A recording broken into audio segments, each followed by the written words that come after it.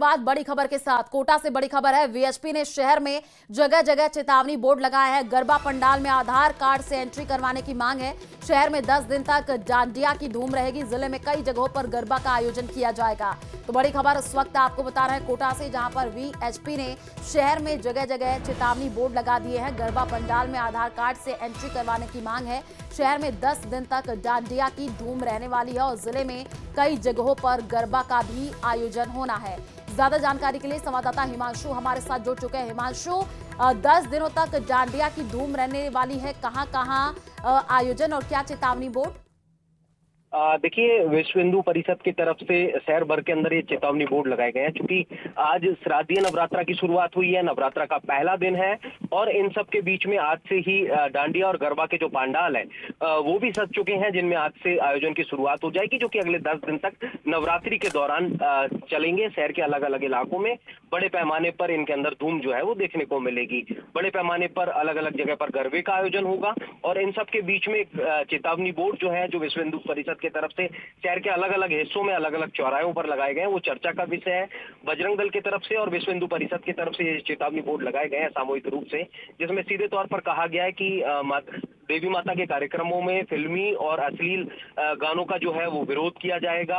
आधार card के साथ ही जो है वो गरबे के पंडाल में एंट्री दी जाएगी, ये सुनिश्चित किया जाए। और इन सब के साथ में मांग की है कि पूर्ण रूप से जो गैर हिंदू हैं उनका पूर्ण प्रवेश जो है वो पूर्णतः प्रतिबंधित रहेगा। यानी कि इन सबको लेकर के विश्व हिंदू परिषद और बजरंग दल की जो टीम है वो खुद मॉनिटरिंग करेगी और स्पष्ट तौर पर शहर के अलग अलग हिस्सों में चेतावनी बोर्ड लगा मैसेज कन्वे करने की कोशिश विश्व हिंदू परिषद और बजरंग दल की तरफ से की गई है कि ये जो नियमावली है, जो ये मैसेज है, वो उसको फॉलो करना होगा। गरबा से लेकर के डांडिया के कार्यक्रम के अंदर जो आधार कार्ड के साथ ही एंट्री होगी, इन सब के साथ में, जब मैंने आपको बताया कि गरबा और डांडिया के अंदर गैर हिंदू की जो एंट्री है वो नहीं होगी। इस तरह की चेतावनी फिलहाल बजरंग दल और विश्व हिंदू परिषद की तरफ से कोटा में साइन बोर्ड्स लगा करके, चेतावनी बोर्ड्स लगा करके शहर के अलग अलग इलाकों में अलग अलग चौराहों पर जो है वो विश्व हिंदू परिषद और बजरंग दल की तरफ से मैसेज दिया गया है।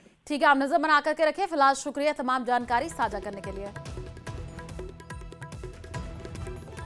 इसी बीच हनुमानगढ़ से बड़ी खबर है। संगरिया कस्बे के बाजार बंद है। हनुमानगढ़ रोड पर चक्का जाम किया गया है। लोगों के साथ विधायक अभिमन्यु पुनिया भी धरने पर बैठे हैं। चक्का जाम से वाहन चालकों को परेशानी हो रही है। संगरिया से कचरा निस्तारण नहीं होने का ये पूरा मामला बताया जा रहा है। हनुमानगढ़ से बड़ी खबर है, जहां पर संगरिया कस्बे के बाजार पूरी तरीके से बंद है। हनुमानगढ़ रोड पर चक्का जाम किया गया है। लोगों के साथ विधायक अभिमन्यु पुनिया भी धरने पर बैठे हैं। ज्यादा जानकारी के लिए संवाददाता राजू रामगढ़िया हमारे साथ जुड़ चुके हैं। राजू, अभी क्या जानकारी? चक्का जाम से वाहन चालकों को परेशानी हो रही है, कोई निस्तारण? चक्का जाम में भाजपा के, कांग्रेस के, मार्क्सवादी कम्युनिस्ट पार्टी के, सभी पार्टियों के कार्यकर्ता जो मौजूद है। अभिमन्यु पुनिया जो विधायक है, यूथ कांग्रेस प्रदेश अध्यक्ष है, वो धरने पर बैठे हैं चक्का जाम में।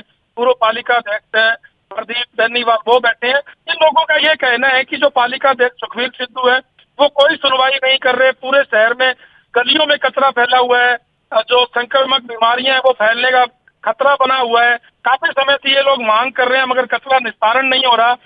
नगर पालिका का ये कहना है कि कचरे के लिए जगह नहीं है, मगर नागरिक ये कह रहे हैं कि अगर वार्ता हो तो कोई हल भी निकल सकता है, कोई जगह ठेके पर या किराए पर या खरीदी भी जा सकती है। मगर न प्रशासन इस तरह की कोई कार्रवाई कर रहा है, न नगर पालिका कोई कार्रवाई कर रही है। और जो डेंगू या महामारी जैसी जो बीमारियां फैल रही हैं उससे जो है नागरिक बीमार हो रहे हैं। तो नागरिकों का यही कहना है कि पूर्व में भी चक्का जाम किया था, आज फिर चक्का जाम किया है और हमारा आंदोलन तब तक जारी रहेगा जब तक जिला कलेक्टर या कोई बड़े अधिकारी आकर हमसे वार्ता नहीं करते। जी ठीक है, आप नजर बना करके रखिए। फिलहाल शुक्रिया तमाम जानकारी साझा करने के लिए।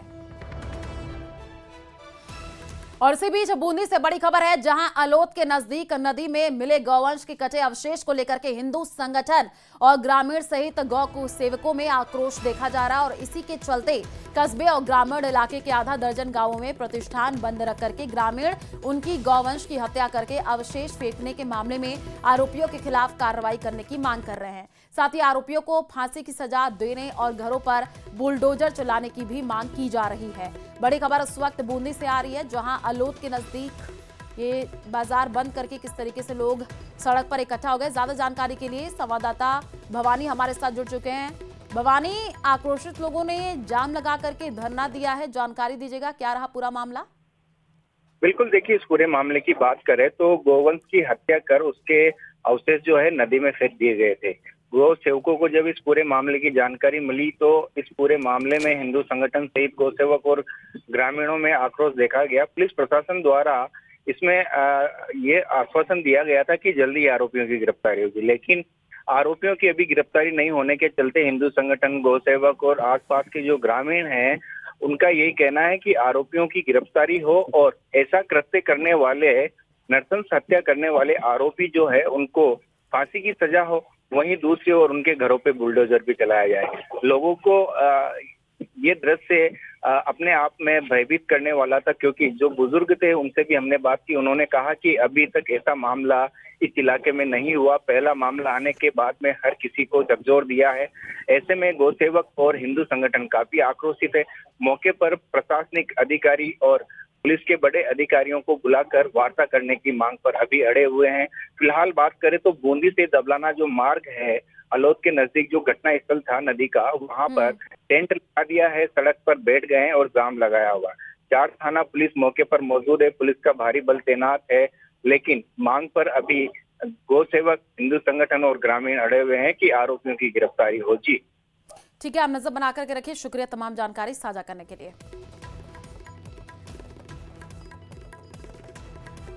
और इसी बीच जयपुर से बड़ी खबर है, जहां टैगोर कॉलेज के पास छात्रों के रास्ते में रोक करके उन पर हमला कर